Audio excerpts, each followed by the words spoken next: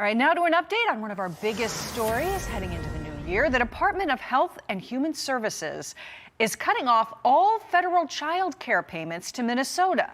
This in response to allegations of sweeping fraud. And the White House says there will be consequences. Well, a YouTuber who made a viral video on the scandal was seen squaring off with protesters outside of a daycare center. We have Garrett Tenney. He has more on all of this from Chicago. Good morning, Garrett. Molly, good morning to you. This is a big move by HHS. It adds to the several other federal agencies that have already paused funding for Minnesota over those concerns of fraud. So now the $185 million a year that HHS provides the state for childcare is on hold. And starting immediately, the agency says the rubber stamping of payments through its administration for children and families is over. Every payment will now require a justification and a receipt or photo evidence before a state can receive that funding. The ACF Assistant Secretary says the pause on funding is necessary until we know how rampant the fraud in the child care space really is. What's your assessment at this point, Hugh?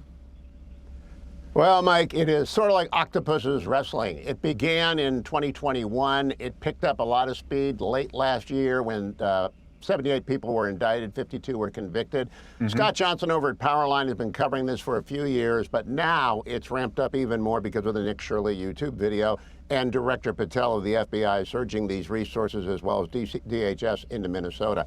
It is alleged by First Assistant United States Attorney Joe Thompson, who's a career federal prosecutor, that of the $18 billion that flowed into Minnesota over the past 7 years, more than half is probably gone into fraud. So 9 billion, 9B with $1 billion is missing. So that will require an extraordinary forensic accounting and a great deal of investigation into finding out where it went. But I think we're going to find it's centered in the Somali community of about 80,000 people in Minnesota. Half of them are American citizens. Most of them are naturalized American citizens of the remainers. So it's going to go on for years, but the political fallout is hitting Tim Walz very heavily as demands for his resignation grow and his reelection campaign is in danger.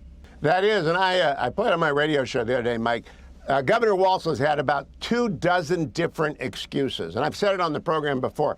Not my dog, it didn't bite you, besides you kicked him first.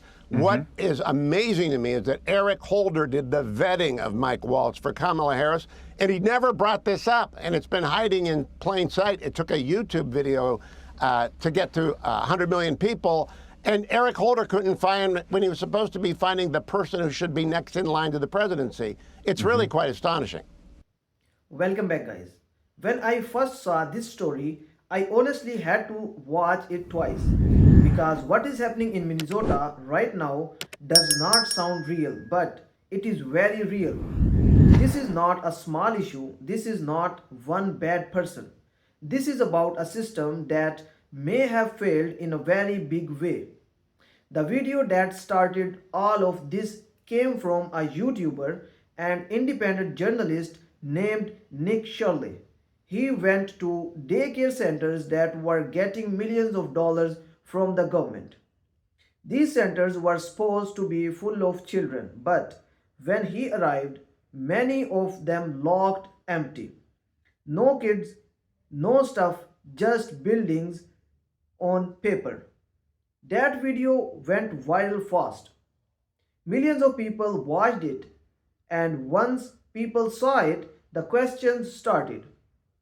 How can daycare centers get so much money if there are no children there? Who approached these payments, and where did all this money go? After the video spread online, the federal government stepped in. The White House said there will be consequences. The Department of Justice started acting. Search warrants were used. Subpoenas were sent out.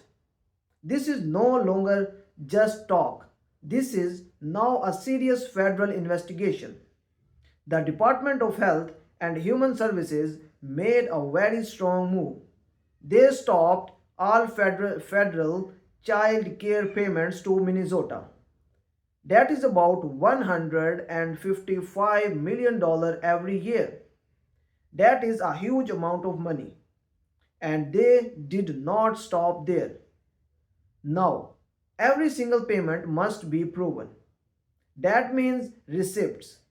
That means real proof that services were actually provided. No proof, no money. They are also setting up a nationwide hotline so people can report suspected fraud. That shows how serious this has become. According to investigators, this did not start yesterday. This may have been happening for years. Over the past 7 years, around $18 billion went into Minnesota for child care programs. And investigators believe that more than half of that money may be connected to fraud. That is an estimated $9 billion. That number is shocking. Hundreds of investigators are now involved. The FBI is there, Homeland Security is there, ICE is involved too. When you see this many agencies working together, you know the government believes something very big happened. Nike Shirley says he did not expect this level of response. He says he was just doing his job, going to locations, asking questions, filming what he saw. But after his video went viral, things got heated. At one daycare center, protesters showed up. They confronted him, they yelled at him, they tried to stop him from filming. That moment showed how tense this situation is. It also showed how uncomfortable some people are with questions being asked. Now, let me be very clear. These are allegations. Investigations are still ongoing. No one should be declared guilty without proof. That matters, but at the same time, the scale of this investigation tells us this is not nothing. One of the most sensitive parts of this story is that investigators believe many of these cases may be centered in one community. That does not mean everyone in that community did something wrong. It does not mean the community itself is the problem. Fraud is about individuals and systems, not entire group of people. Still, this part of the story has made people very emotional. Some people feel the government ignored warning signs. Others feel the issue was not handled honestly from the start. And that brings us to the political fallout. Minnesota Governor Tim Wells is now under serious pressure. Some people are calling for him to resign. Others say his re-election campaign could be in trouble. Critics say the state failed to act early even when red flags were raised. Governor Wells has responded by saying the issue has been politicized. He has pointed fingers at former President Trump, but many people are not buying that explanations. They say blaming others instead of taking responsibility look like deflection. Congresswoman Ilhan Umar is also facing questions. People are asking why alarms were not raised sooner, especially since she has strong ties to the community involved. Supporters say she was not responsible for oversight. Critics say leaders should speak up when they see problems. Experts now believe this issue may not stop in Minnesota. They say similar fraud could exist in other states with large refugee communities. States like Washington, Ohio, and mine are being mentioned.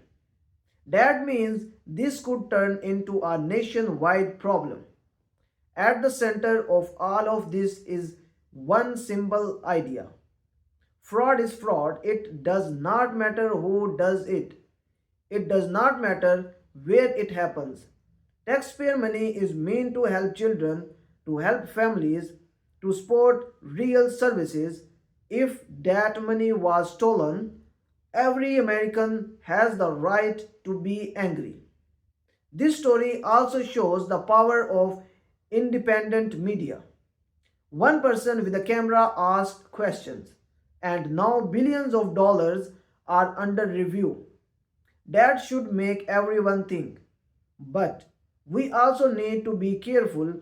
We need facts, we need evidence, we need fair investigations, and we need to make sure innocent people are not blamed for the action of a few.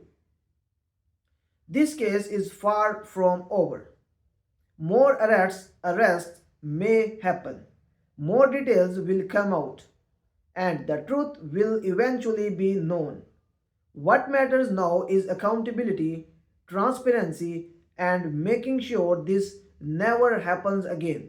So, thanks for watching my video. Don't forget to like the video and subscribe to the channel for more important stories. And I will see you in the next one.